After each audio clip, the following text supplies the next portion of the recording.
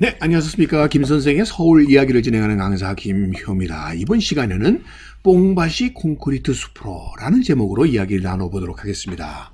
지금 사진에서 보고 계시는 것이 바로 오늘날 송파구 잠실 일대가 되겠습니다. 아주 초고층 아파트 단지로 이렇게 콘크리트 숲을 이루고 있는데요. 이 잠실의 유래를 찾아보게 되면 원래 서울에는 세 곳의 잠실이 있었습니다. 지금 연세대학교 일대에 서잠실이 있었고요. 그리고 오늘날의 동잠실, 그리고 서초구 잠원동에도 신잠실이라고 불려져서 이렇게 잠실이 여러 곳에 있었던 이유는 국가 차원에서 이 잠실, 노예를 기르는 양잠업을 크게 육성했기 때문이라고 보시면 되겠습니다. 그래서 왕이 잠실을 세우고 이를 직접 관장했기 때문에 각 지역마다 경쟁적으로 좋은 노예를 길러내서 명주를 짜기 위한 이런 노력을 벌이는 과정에서 잠실의 역사가 시작되었다, 이렇게 보시면 되겠습니다. 지금 오늘날 송파구 잠실동 지역은 바로 이렇게 세 개의 섬으로 이루어져 있었습니다. 잠실도, 부리도, 무동도의 세 개의 섬으로 이루어졌었던 바로 이곳에 뽕나무들을 많이 키웠다는 것이죠. 그 가까이 송파구의 역사가 시작되는 송파진이 있었으니 이 송파진의 모습을 겸재정선의 그림으로 옛 모습을 확인해 보면, 자, 광나루 건너편에 송파나루가 있게 되고요. 이 송파나루에 이렇게 큰 집이 쓰여 있는데, 이 집은 이런 당시에 이 송파진을 관리하던 진장의 관사가 아니라 임금님이 결국 강을 건넜을 때 임시 거처가 되는 소위 행제소가 아닐까, 이렇게 추정을 해보게 되고요. 뒤편에는 남한산성이 쭉 있는 걸 볼 수가 있고, 자, 왼편 끝에는 여러분들 검단산을 배경으로 하고 있는 곳에 이곳에 송파나루가 있었다, 이런 얘기가 되겠죠. 이 송파나루는 흔히 경강에 있었던 나루들 중에 한강진, 양화진과 더불어 이 군인들이 주재하고 있는 진의 역할과 나루터의 역할이 함께 이루어지고 있었다는 거죠. 그만큼 이곳이 물자의 교류가 활발하게 벌어지고 있는 그러한 곳일 뿐만 아니라 서울로 들어오는 중요한 길목이었기 때문에 이렇게 군 주둔지의 역할과 결국 시장의 역할을 함께 했었다, 이렇게 보시면 되겠습니다. 지금도 그 명맥이 이어져 와가지고 송파 산대놀이와 같은 지역을 대표하는 이런 민속놀이가 유래해서 내려오게 되는 것도 바로 이 송파나루가 갖는 그 역사성을 잘 드러내주고 있다고 보시면 되겠습니다.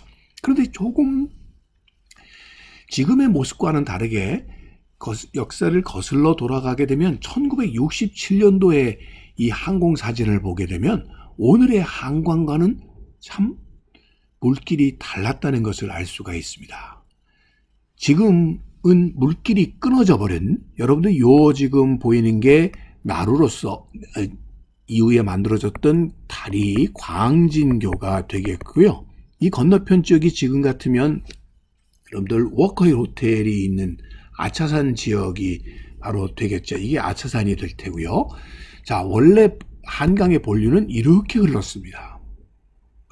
이게 소위 송파강이라고 불렸던 강이었는데 60, 70년 초에 와가지고 이 물길을 막아버린 거죠.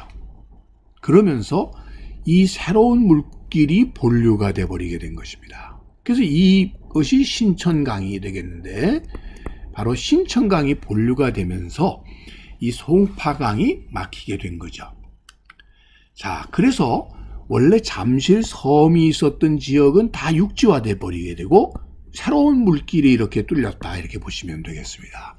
자, 이 그림을 보시면 확실하게 알 수가 있겠는데요. 송파강과 신천강이 이렇게 이루어져서 잠실도, 부리도를 거쳐서 무동도로 해가지고 한강, 뚝섬 방향으로 흘러나갔던 것이 이 물길이 끊어져 버리고 대신에 이 신천강 지역만 본류가 되어서 흐르게 되었다. 이렇게 보시면 되겠습니다. 자, 이 지도를 보게 되면 확인해 볼 수가 있는 것이, 자, 이 지역이 이렇게 흘러와서 송파 나루가 있게 되고요. 여기서 이렇게 물길이 흘러나가도록 돼 있었고, 거기에 무동도가 이렇게 표시되어 있는 걸 확인해 볼 수가 있습니다. 자, 그래서 조선 말기 한성부 경계를 보더라도 지금 강남구 지역이 이 광주부 언주면이었고요. 지금 이 송파구 지역은 당시에는 양주목에 속해 있었다는 점입니다. 이렇게 양주목에 속해 있었다라는 것을 알 수가 있고요. 한성부에는 속하지 않았었다라고 보시면 되겠습니다. 그랬던 것이 1963년도에 강남구가 이렇게 흡수가 되면서 오늘에 이르게 된 것이죠. 그래서 여러분들 이렇게 상강이, 송파강이 매립이 됨으로써 잠실은 섬에서 완전히 육지화가 이루어지게 되는데, 바로 이렇게 공유수면을 매립을 해가지고 이렇게 택지로 개발하게 되는 사업들이 1970년대에 활발하게 진행을 하게 되고, 이것 자체를 그래서 우리는 흔히 한강의 기적이라 이렇게 얘기를 합니다만, 사실 이렇게 한강의 기적이라고 하는 것이 명칭이 붙게 된 것은 이렇게 공유수면이 택지화되면서 황금알을 거의가 되었고, 결국 이것이 엄청난 소위 정치자금과 부동산 투기의 동력으로 작용을 했기 때문이라고 보시면 되겠습니다. 그 결과로 오늘날 이천동 공무원 아파트, 한강 맨션 아파트, 외인 아파트 같은 것들이 세워져서 동부 이천동의 신화가 만들어지게 된 거고요. 또 그와 더불어 구반포 지역의 70년대에는 이 지역에 구반포 주공단지가 만들어지게 되는 것이고, 70년대에 와서 소위 잠실 지역이 대대적인 개발을 하게 되는 얘기를 이루어서 오늘날 이 한강을 보게 되면 예전에 그 많던 백사장이 다 없어지게 되고 많은 섬들이 사라져 버리게 된 거죠.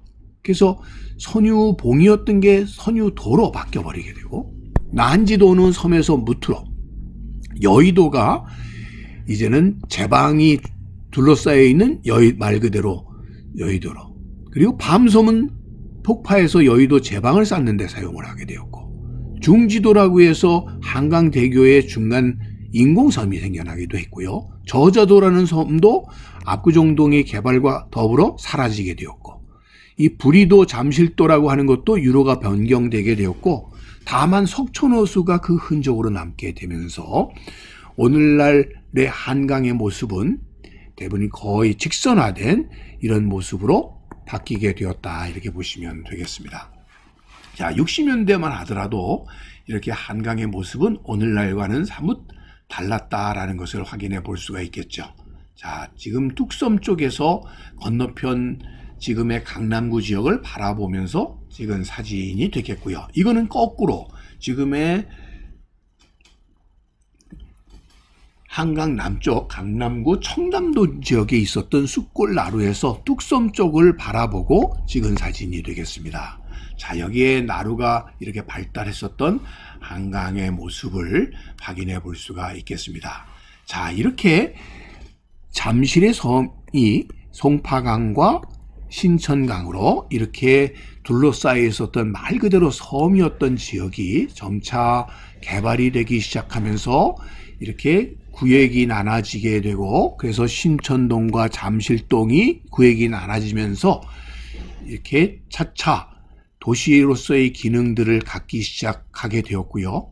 결국 1970년대부터 이 송파강이 매립되더니 현재는 완전히 매립이 되어서 이제는 그 흔적조차 찾아보기 어려울 정도로 바뀌어 나가게 되었고, 일부 이 지금의 대치동 쌍용 아파트와 하겨울 지역의 그 일부 송파강의 흔적을 엿볼 수 있을 뿐입니다. 그래서 본류는 결국 이런 식으로 신천강이 중심이 돼서 흘러나가게 바뀌었다, 이렇게 보시면 되겠습니다. 자, 이렇게 되면서 저희 강남 개발이 이루어지게 되는데, 원래 이 지역을 흔히 영동 영동이라고 불렀습니다. 원래는 영등포 동쪽이라고 해서 영동이라고 불렸던 것이 이제는 강남 3구가 자리를 잡으면서 서초, 강남, 송파에 이런 강남 개발이 활기를 띠게 되는데, 물론 60년대에 강북이 포화 상태가 되면서 두 번째는 또 안보 문제가 결부가 되었던 것이죠. 그래서 새로운 택지의 개발이 필요하게 되었고, 강남 지역의 이 1000만 평에 달하는 이 가능한 지역들을 개발하게 되면서 특히 세 박자가 이루어지게 되죠. 새로운 접근로로서 교통망이 만들어지게 되고, 많은 인구를 유입시키기 위해서 강북의 명문 학교들을 유치해서 강남 학군을 만들게 되고, 또 한강을 조망할 수 있는 그러한 아파트 단지들이 조성이 되면서 소위 교통, 학군, 한강 조망의 3박자에 따라서 오늘날 강남 불패 신화의 시작이 결국 이 잠실이라고 하는 예전에는 뽕나무 밭의 천지 개벽으로부터 상전 벽해로부터 이 강남 불패 신화가 오늘에 이르게 되었다, 이렇게 보시면 되겠습니다. 오늘은 뽕밭이 콘크리트 지역으로 단지로 바뀌게 됐다라는 이야기를 꽃밭을 가꾸는 김 선생이 말씀드렸습니다.